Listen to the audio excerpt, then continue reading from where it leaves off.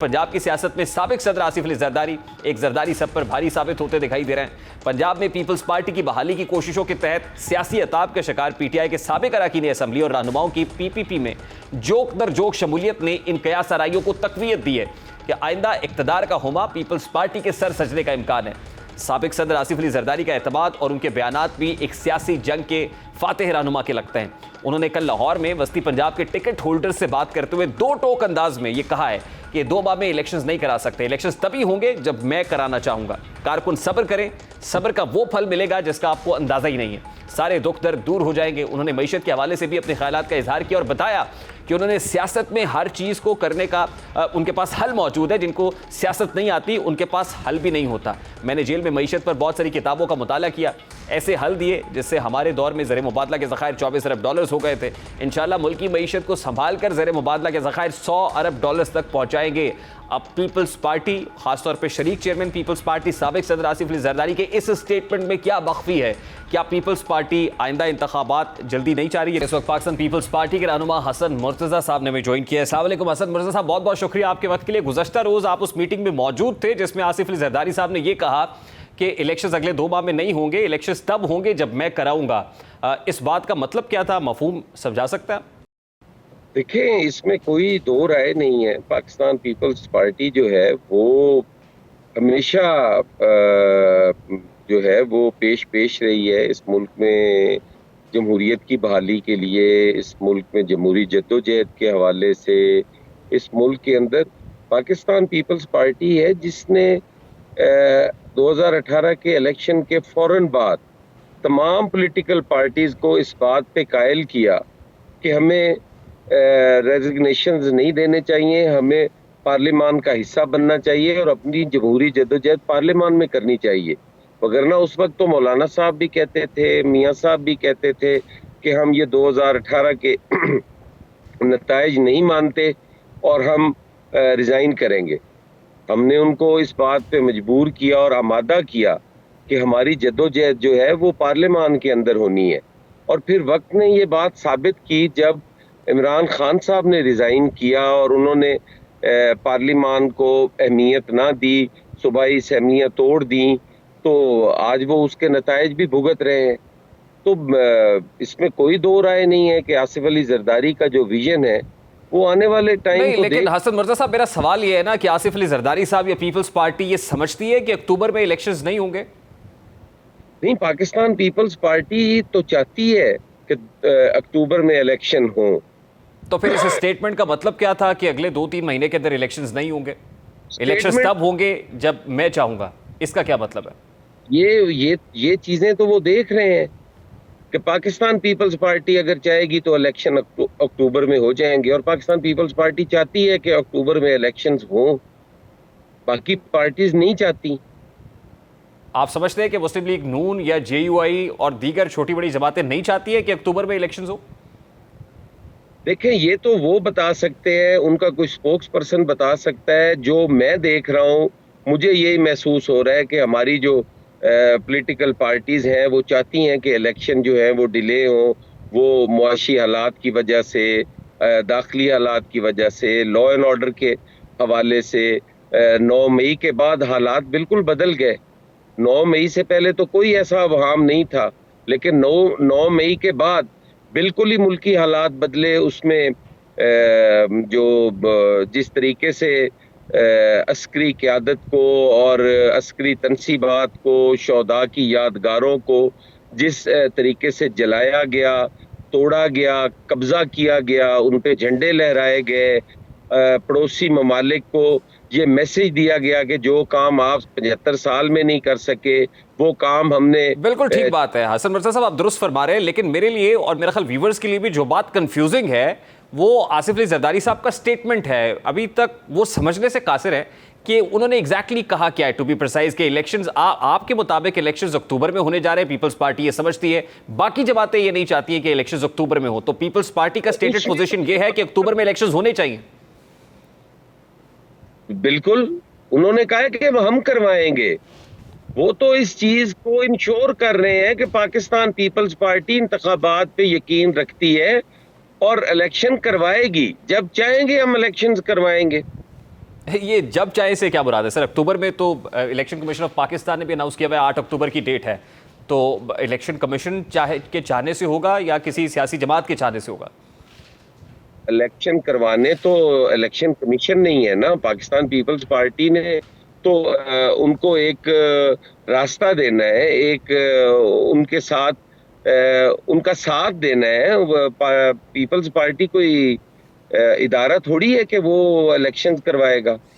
जी, लेकिन तासुर यही मिला ना कि जब ये कहा कि इलेक्शन तब होंगे जब पीपल्स पार्टी चाहेगी, तो इससे तो तासुर ये मिलता है कि पीपल्स पार्टी जब चाहेगी तो इलेक्शन कमीशन का रोल भी प्ले करेगी।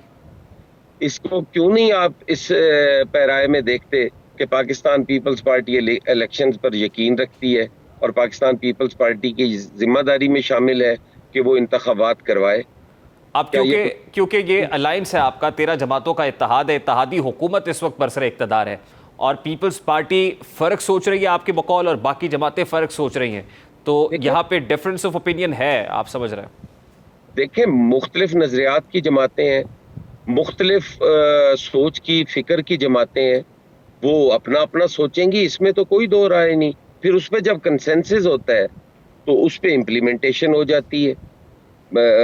ये तो कभी भी नहीं हुआ कि इत्तेहादी जमातें हों और उनके नजरियात तब्दील हो जाए या वो किसी के नजरिए के साथ खड़े हो जाएं। उन्होंने अपने नजरियात को मद्देनजर रख के फैसले करने हैं। लेकिन हसन मिर्जा साहब देखिए, अगर इलेक्शन जब प्रोलॉन्ग करने हैं या असम्बली की मुद्दत में तोसी करनी है तो उसके लिए बड़े सॉलिड और स्ट्रॉन्ग ग्राउंड्स चाहिए। आपके एलाइज के पास वो स्ट्रॉन्ग ग्राउंड्स होंगे कि असम्बली की मुद्दत बढ़ाई जाए या इलेक्शंस को इल्तवा में डाला जाए? क्योंकि ऑलरेडी पंजाब के इलेक्शंस जिस तरह से मुलतवी हुए, सुप्रीम कोर्ट के अंदर केस भी चलता रहा और वो भी अभी कटाई में पड़ा हुआ है, तो क्या वो स्ट्रॉन्ग ग्राउंड्स हैं? देखिए, वो स्ट्रॉन्ग ग्राउंड्स तो पहले दिन से हैं। क्या इस मुल्क की मईशत जो है वो इस पोजीशन में है कि वो इलेक्शंस करवा सके?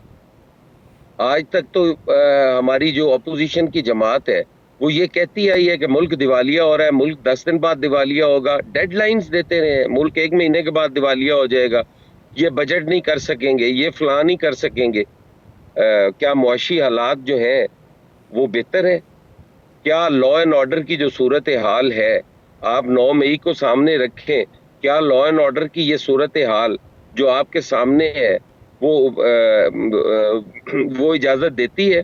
आपकी एक पॉलिटिकल पार्टी जो दहशतगर्दी में मुलव्वस है वो आधी से ज्यादा जेलों में पड़ी तो हुई इसका है। मतलब आपके इत्तेहादी तो फिर ये कहने में हक बजाने में कि इलेक्शंस अभी नहीं होने चाहिए।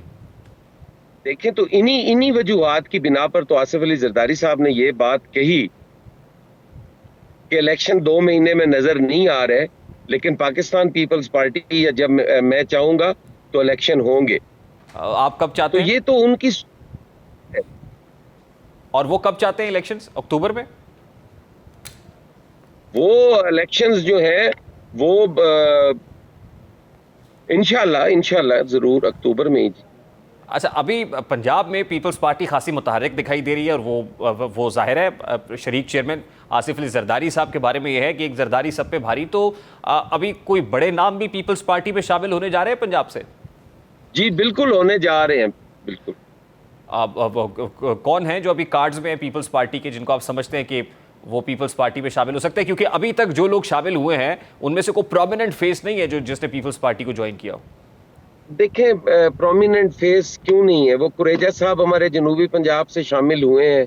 वो